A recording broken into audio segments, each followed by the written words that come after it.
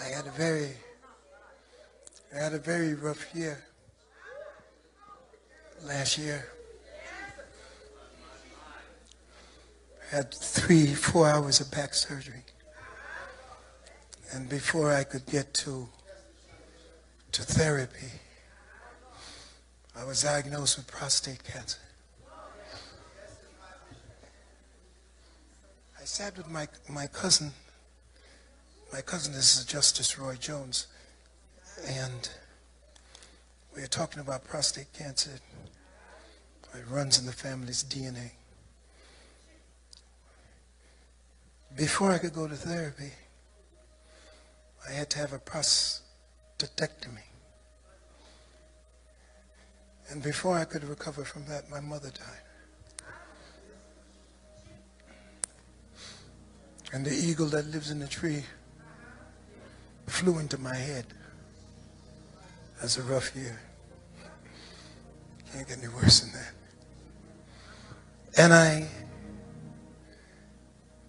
And I felt sorry for myself. I canceled all my brothers, couldn't go.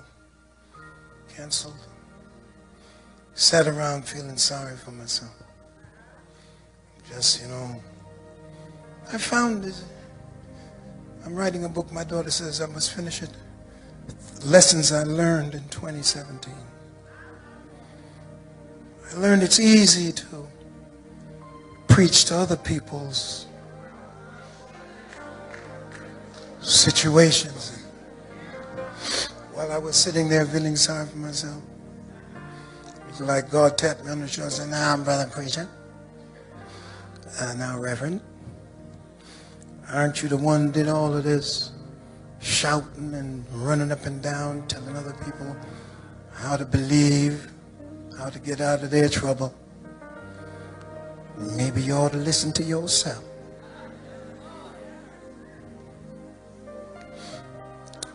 And he brought me to a place where I understood something.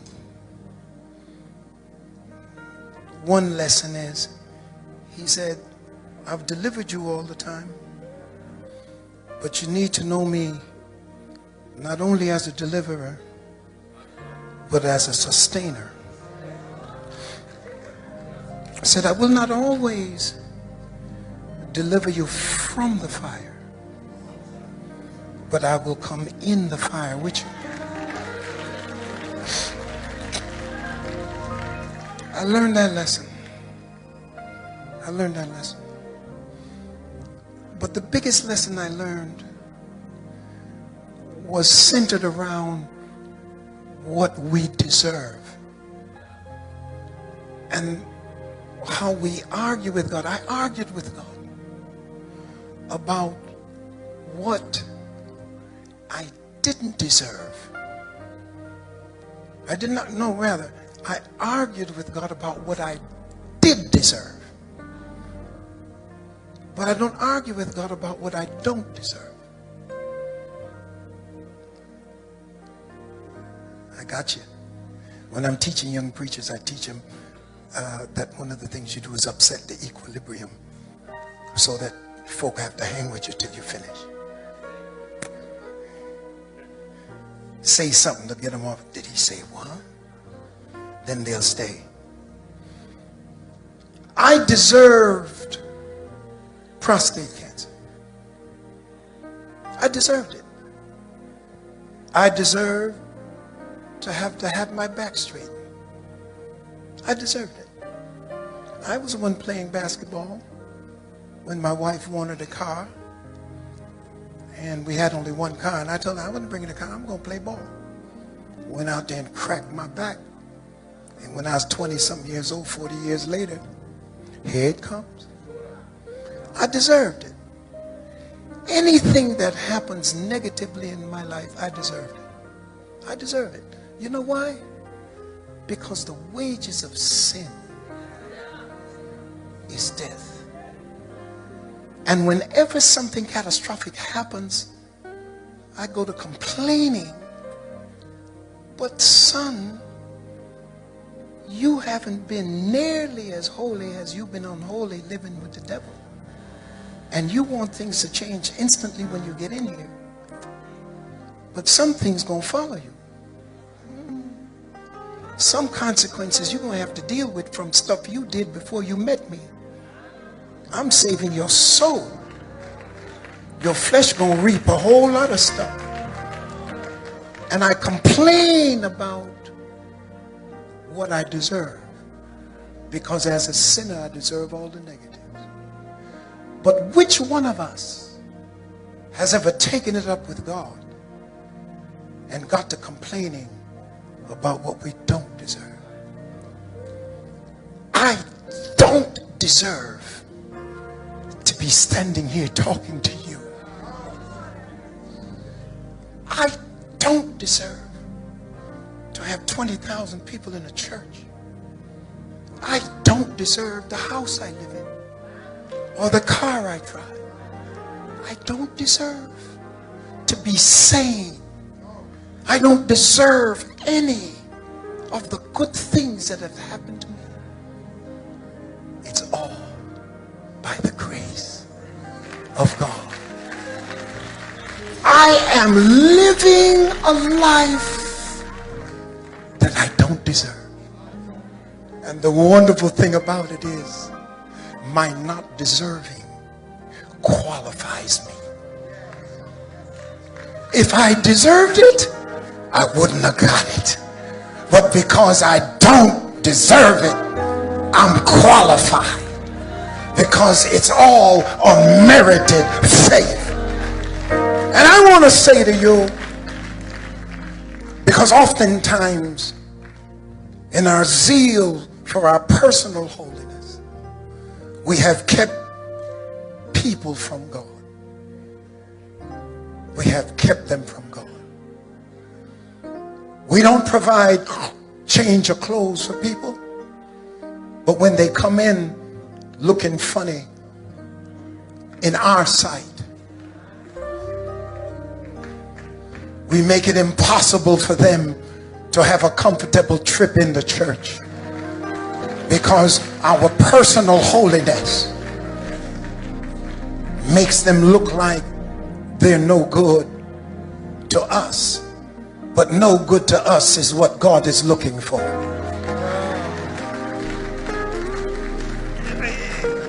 Can I take just a little time to close?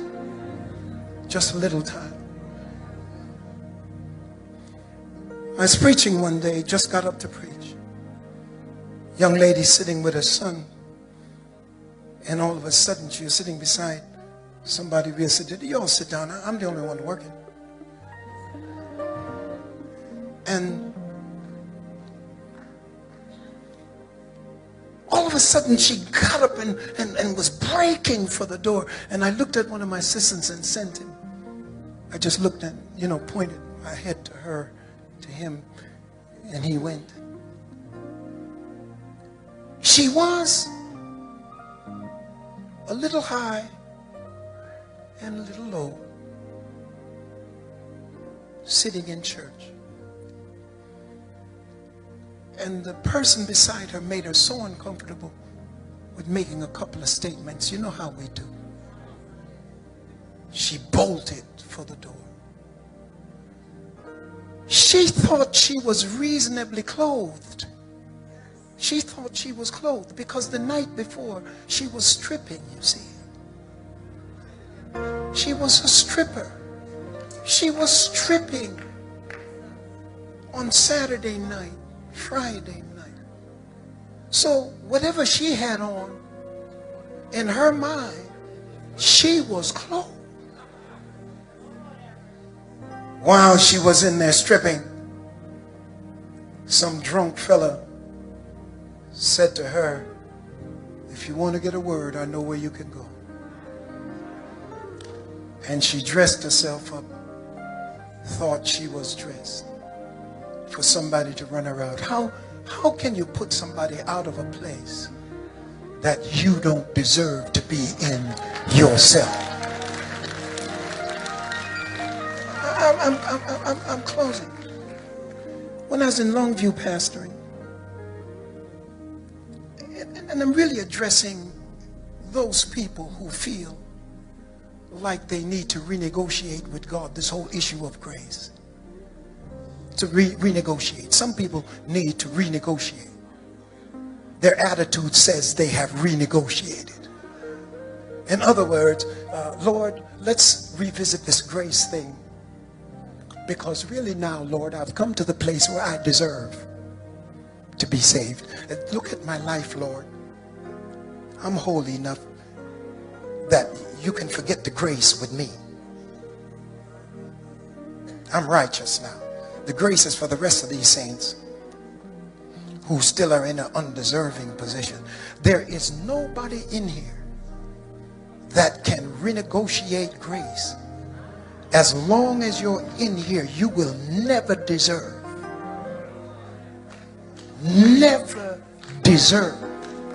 And one level of not deserving is not greater than another level of not deserving. Not deserve is not deserve.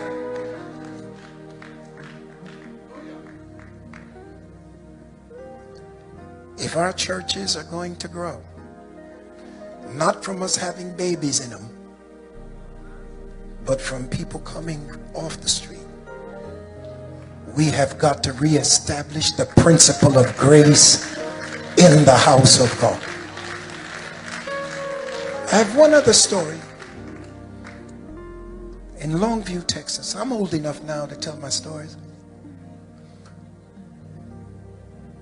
Had a young lady come up, little church. I had a little church in Longview. The walls were warped. It wasn't the architectural design. The walls were warped.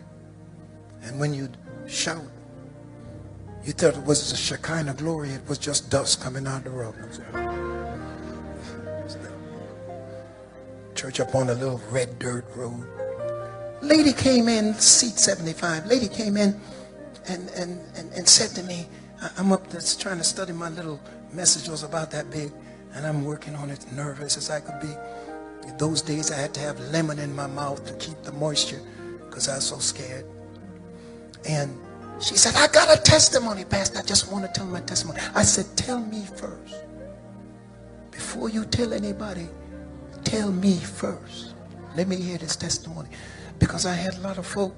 I pastored my first church, had 16 mothers over 65. They kept my age because I was only 23, 24.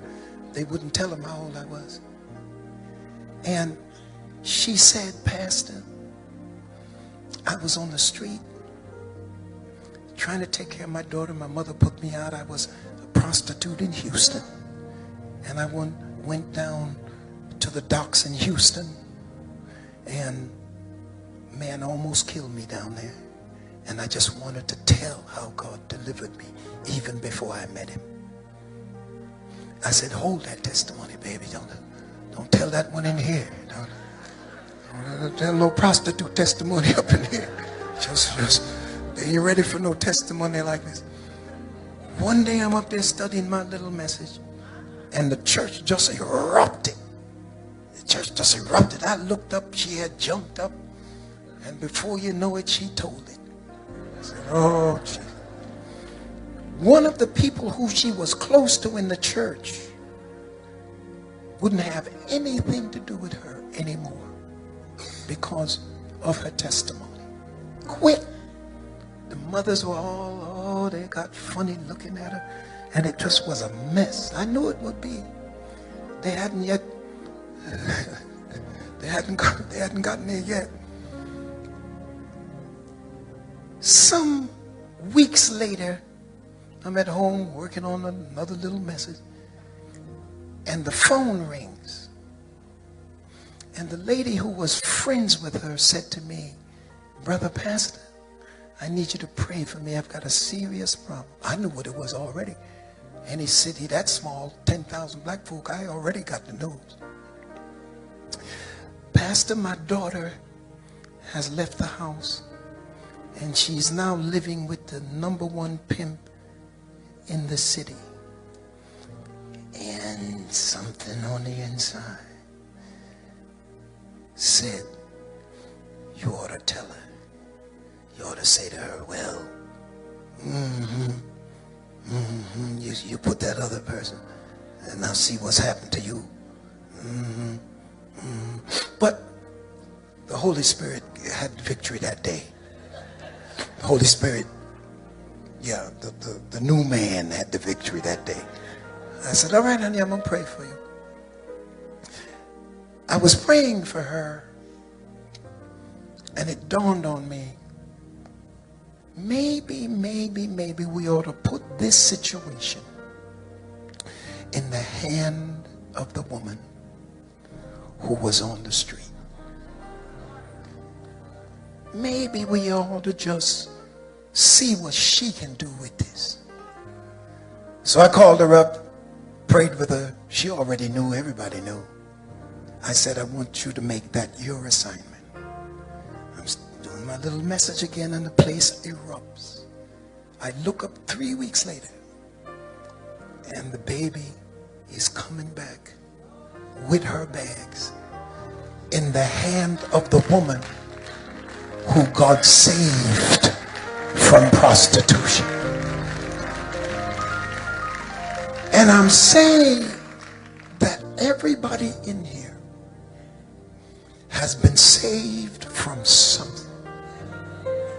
And if we would stop trying to act like we have always been this way and open our mouths and let people on the edge know, I haven't always been like this. I've been like you, closer than you can think of. But I know a God who is not looking for you to qualify. In fact, your only qualification is that you don't deserve what he's about to do in your life. And what a difference it would make. If you're in this place, if you're in this house, we're preaching to you to say come. We're saying to you, come to a God who wants to bless you so badly that he'll use the only thing you have, and that's your weakness. My strength is made perfect in weakness. Will you come? Will you come to him? My soul loves Jesus. My soul loves Jesus. My soul, am I on there somewhere? Love.